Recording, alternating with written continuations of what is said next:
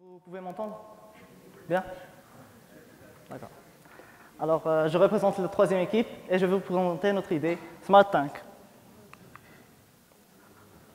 La problématique à laquelle nous répondons est un problème réel, émis par les grandes industries, sociétés, disposant de citernes et de réservoirs.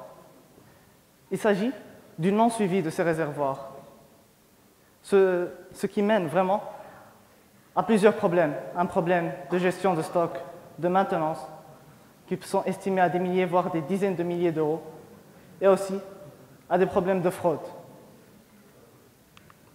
La solution que nous avons apportée est Smart Tank. Smart Tank est une application connectée à des capteurs intelligents qui permet non seulement le suivi de ces réservoirs en temps réel, mais aussi à une gestion des stocks optimale après avoir traité les données.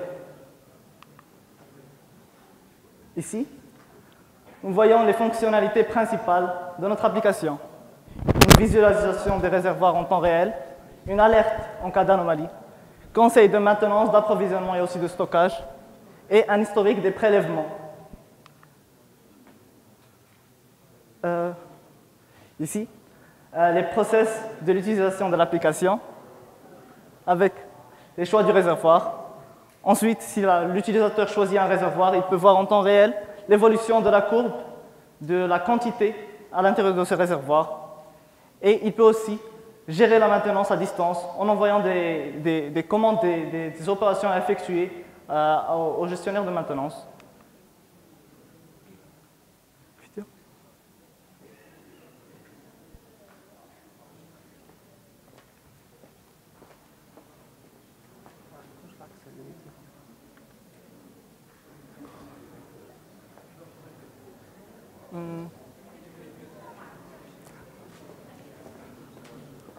On va passer au slide suivant en attendant de résoudre ce problème. Alors, notre marché cible, il s'agit des distributeurs pétroliers et des grandes industries disposant de citernes et de réservoirs. Nous offrirons nos services à ces distributeurs pétroliers et aux clients. D'abord, on pourrait offrir ces services aux grandes industries directement. Sinon, on pourrait les offrir aux distributeurs pétroliers qui pourraient proposer notre application à leurs clients, non seulement pour répondre à leurs besoins, mais aussi pour les fidéliser. Mais ce n'est pas tout. Parce que grâce à notre application, nous aurons des données. Avec le traitement de ces données, nous pourrons suggérer aux distributeurs pétroliers la meilleure offre, au meilleur moment et au bon client pour une distribution juste à temps. C'était Smart Tank. Merci pour votre attention.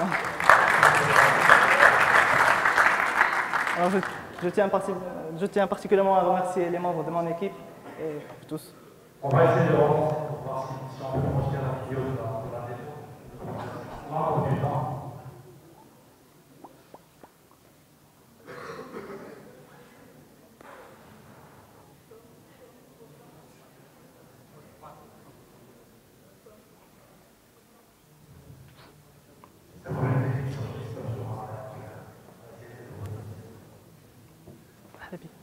Le micro.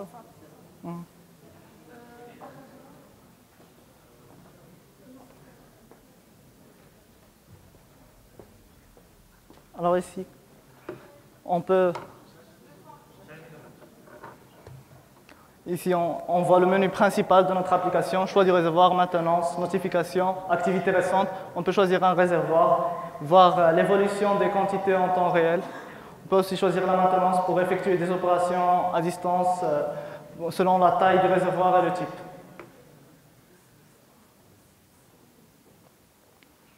Merci.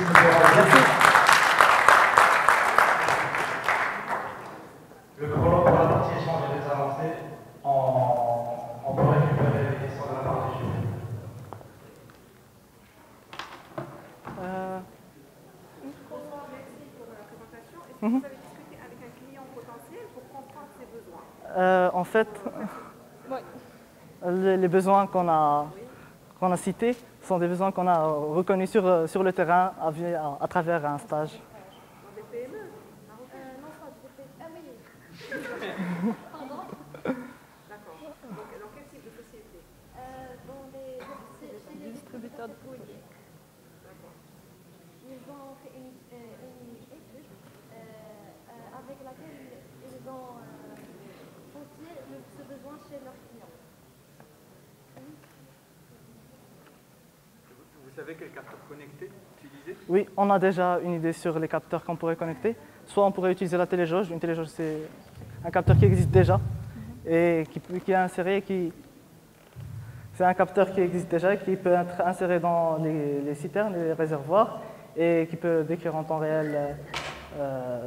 Nous donner le niveau à chaque prélèvement. Et aussi, on pourrait installer un capteur au-dessus. C'est une idée à laquelle on a pensé, qu'on n'a pas encore exploré.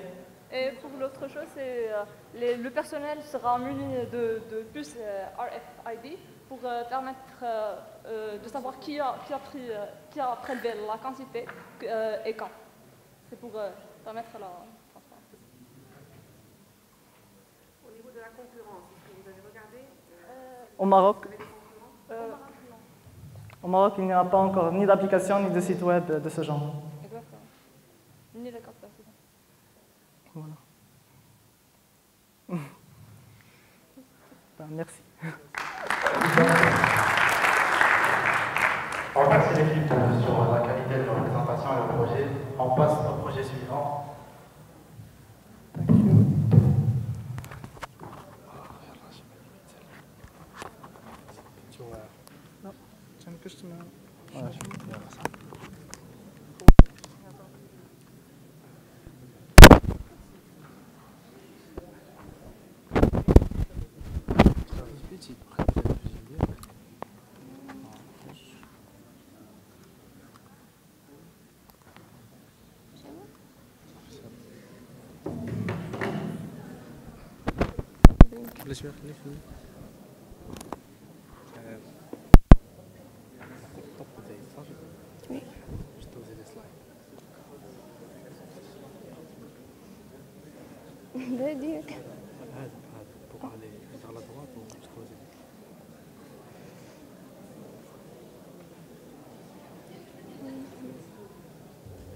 S'il vous plaît, chers collègues, veuillez maintenir un peu de silence pendant que le proposeur projet est présent. S'il vous plaît. Merci pour votre compréhension. Donc, on commence. Alors, mesdames, messieurs, mon équipe et moi avons le privilège de vous présenter ce soir notre projet d'application RateMe, dont le but principal est de rendre l'évaluation à 360 degrés possible, facile et continue, et en permettant aux employés d'entreprise d'évaluer de manière anonyme leurs collègues de travail, fût-ils subordonnés, collatéraux ou supérieurs. Alors, cette application vient en réponse aux problèmes explicités ici. En général, au sein des entreprises, l'évaluation se fait de manière verticale et en aval, c'est-à-dire d'un employé vers son subordonné, rarement vers son collatéral et encore moins vers son supérieur. Vous comprenez que cela puisse laisser beaucoup de place aux erreurs de jugement et à la subjectivité.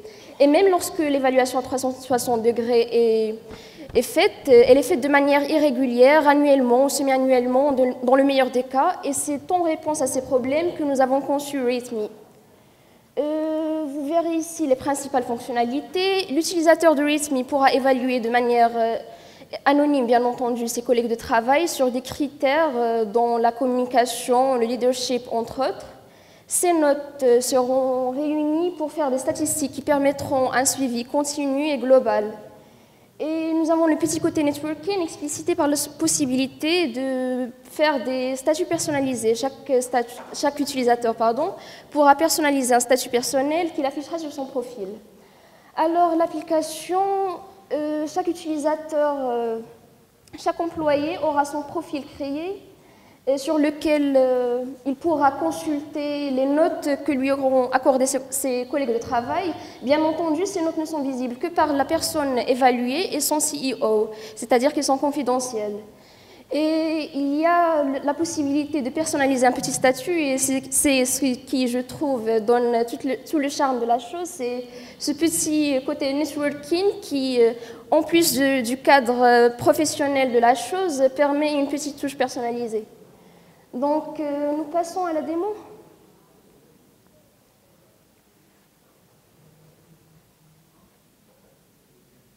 Donc, l'utilisateur insère son username et son mot de passe. Il va sur son profil, il met à jour sa citation, il confirme. Après, il pourra aller sur le profil d'un autre utilisateur et le noter. Notre utilisateur évalué est Khalil, il sera noté sur le leadership, la communication. Un 8 pour le leadership, un 5 pour la communication, un 9, un 4, et ainsi de suite. Alors, ces notes seront ajoutées à la moyenne. L'utilisateur se déconnecte. Un deuxième utilisateur, Khalil, sous le username user2 se connecte. Vous pouvez voir sur le fil d'actualité la citation qu'a ajoutée l'utilisateur précédent. Ici, vous pouvez voir les statistiques.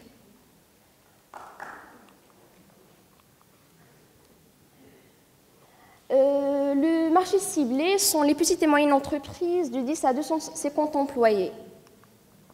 Le business model, nous comptons principalement sur nous comptons le temps venu vendre cette application sous forme de service, c'est-à-dire que les clients potentiels devront payer en moyenne $1 par employé.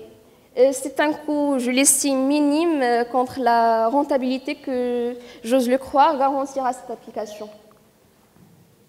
Ce fut tout. Merci.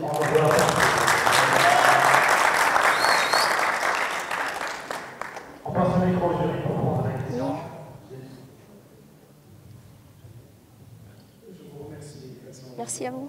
Pour la clarté de la présentation. Merci à vous.